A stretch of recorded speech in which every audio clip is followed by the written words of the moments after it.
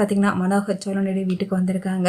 அப்ப நிலா நடேசன் கிட்ட கோவமா பேசுறது புரிஞ்சுக்கிட்டு மனோகர் நடேசன் கிட்ட உங்களுக்கும் நிலாவுக்கு என்ன பிரச்சனை, எதுக்காக அவங்ககிட்ட கோவமா பேசுறா அப்படின்னு சொல்லிட்டு கேட்கறாங்க. அப்ப நடேசனும் டிவி வாங்க வேண்டிய காசை நான் வாங்கின வட்டி பேசாக்கு கொடுத்துட்டாங்க, அதனால நிலா என் மேல கோவமா இருக்குது அப்படி அதை விட்டு பிரச்சனை ஆயிடுச்சு அப்படின்னு சொல்றாங்க. இதை கேட்டதுமே மனோகர் இந்த காரணம் காட்டி எப்படியாவது நிலாவை இந்த குடும்பத்துல இருந்து பிரிச்சு கூட்டிட்டு போகணும்னு சொல்லிட்டு பிளான் பண்றாங்க. அடுத்து மனோகர் நிலாவை கோயிலுக்கு கூட்டு போயிட்டு உங்ககிட்ட பேசணுமா அப்படின்னு சொல்றாங்க. இந்த வீட்டுல நடக்கிற பிரச்சனை எல்லாமே நான் கேள்விப்பட்டேன், நீ அந்த வீட்டுல வந்து அவ்வளவு தூரம் கஷ்டப்படணும், நான் சென்னையிலே வாங்கி கொடுத்துறேன், நீ ஹஸ்பண்டோட சேர்ந்து ரொம்ப சந்தோஷமா அந்த வீட்டுல வாழலாம் அப்படின்னு சொல்றாங்க. ஆனா நிலாவோ எக்காரணத்தை கொண்டு நான் அந்த வீட்டை விட்டு வரமாட்டப்பா அப்படின்னு உறுதியா சொல்லிடுறாங்க.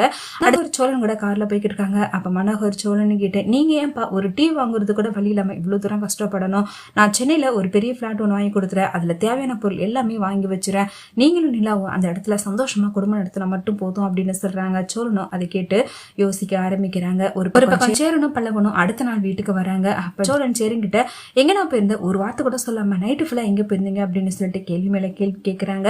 அப்ப சேரன் சந்தாவை பக்கத்துக்காக ராமேஸ்வரம் போனங்கிற விஷயத்த சொல்றாங்க. ஒரு வார்த்தை என்கிட்ட சொல்லிருந்தா நானும் உங்க கூட வந்திருப்பேன்னு சொல்லிட்டு பாண்டியனும் சோழனும் கேட்கிறாங்க. நீங்க வந்தா கண்டிப்பா ஏதாவது பிரச்சனை பண்ணுவீங்கடா, அதனாலதான் உங்களை கூட்டிட்டு போல அப்படின்னு சொல்றாங்க. அடுத்து நடந்த விஷயம் எல்லாத்தையுமே சோழன் கிட்டையும் பாண்டியன் எல்லாருக்கிட்டையுமே சொல்லிடுறாங்க. இதை கேட்டதுமே சோழன் பயங்கரமா டென்ஷன் ஆகி இதுக்காக தான் சொன்னேன் நீ தனியா போகாதுன்னு, நாங்க மட்டும் உங்க கூட வந்திருந்தோம்னா இப்பவே சந்தாவா உனக்கு கல்யாணம் பண்ணி வச்சிருந்துருப்பல, ஏன்னா இது மாதிரிலாம் பண்ற அப்படின்னு சொல்லிட்டு ரொம்பவே கோவப்படுறாங்க. நல்ல ஒரு சான்ஸ் கெடுத்துட்டேன் அப்படின்னு சொல்லிட்டு கோவப்படுறாங்க. அடுத்து சேரணும் எந்த பிரச்சனையும் வராம அவங்களுக்கும் கஷ்டம் இல்லாம நமக்கும் கஷ்டம் இல்லாம சந்தாவை கல்யாணம் பண்ணிக்கணும் தான் நான் ஆசைப்படுறேன் அப்படின்னு சொல்றாங்க. இந்த விஷயத்துல இதுக்கு மேல நீ பொறுமையா இருந்தா வயதுல கல்யாணமே நடக்காது, சந்தாவை மறந்துட்டு சன்னியாசியா போக வேண்டியதான் அப்படின்னு சொல்லிட்டு சோழன் ரொம்பவே கோவமா பேசுறாங்க. இதுக்கு மேல இந்த விஷயத்துல நம்ம பொறுமையா இருக்க வேணாம், சந்தாவை எப்படியாவது அங்க இருந்து கடத்தி கூட்டிட்டு வந்து சேரனுக்கு கல்யாணம் பண்ணி வச்சா மட்டும் தான் இந்த கல்யாணம் நடக்கும் அப்படின்னு சொல்லிட்டு எல்லாரும் சேர்ந்து முடிவு பண்றாங்க. அடுத்த சந்தாவும் சேரனுக்கு கால் பண்றாங்க. கோயில எனக்கும் எங்க அம்மாவுக்கும் கல்யாணம் பண்ணி வைக்கிறதாக வீட்டுல பேசி முடிவு பண்ணிட்டாங்க, எப்படியாவது என்ன வந்து காப்பாத்துங்க அப்படின்னு சொல்லிட்டு அழுதுகிட்டே போன் பண்றாங்க. சேரனும் இந்த விஷயத்த வீட்டுல சொல்றாங்க. அடுத்து சேரனும் சோழன் பாண்டியன் 3 பேரும் சேர்ந்து சந்தாசை நம்ம மிஸ் பண்ணவே கூடாது, எப்படியாவது சந்தா போன தடவை திரும்ப வந்த மாதிரி இந்த தடவை திரும்ப வந்துடக்கூடாது, எப்படியாவது சந்தாவை அவங்க எல்லாரும் ஏமாத்திட்டு இங்க கூட்டிட்டு வந்துடும் அப்படின்னு சொல்லிட்டு சேரன் சோழன் பாண்டியன் 3 பேருமே அந்த ஊருக்கு போறாங்க.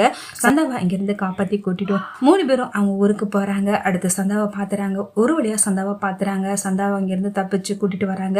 அவங்க மாமா வந்து மறைச்சுறாங்க. அடுத்து அவங்க கூட பயங்கரமா சண்டை போட்டு சந்தாவை அங்கிருந்து காப்பாத்தி கூட்டிட்டு வந்துறாங்க. இத்தனை கோயில வச்சு தாலி கட்டுறதுக்கு பிளான் பண்ணி சந்தா காலத்துல சேரன் தாலி கட்டாட போறாங்க. அப்ப அவங்க மாமாவுடைய ஆளுங்க எல்லாருமே வந்து கோயில பயங்கரமா பிரச்சனை பண்றாங்க. அடுத்து சந்தா எல்லாரும் மட்டும் தைரியமா சொல்றாங்க, எனக்கு சந்தாவோ நாங்க 2 பேருமே 18 வயசாயி நாங்க 2 பேருமே மேஜர், அதனால நாங்க விருப்பப்பட்டுதான் இந்த கல்யாணத்தை பண்றோம், மீறி எங்களை கல்யாணம் பண்ண விடாம நீங்க பண்ணீங்கன்னா கண்டிப்பா போலீஸ்ல கம்ப்ளைண்ட் கொடுத்துருவோம்னு சொல்லிட்டு ஒரு பக்கம் சோழன் பிளான் பண்ண மாதிரி போலீஸ் அந்த இடத்துக்கு வர வச்சுறாங்க. இவங்க 2 பேருக்கும் 18 வயசு ஆகுதுனால அவங்க விருப்பப்படி அவங்களுடைய கல்யாணம் நடக்கணும், பிரச்சனை பண்ணீங்கன்னா உங்க எல்லாரையும் தூக்கி ஜெயில போட்டுன்னு சொல்லிட்டு மிரட்டுறாங்க. சந்தாவுடைய மாமா எல்லாருமே அங்க இருந்து விரட்டி அனுப்புறாங்க. ஒரு வழியா சேரன் சந்தா காலத்துல தாலி கட்டிடுறாங்க. சந்தா ரொம்பவே சந்தோஷப்படுறாங்க.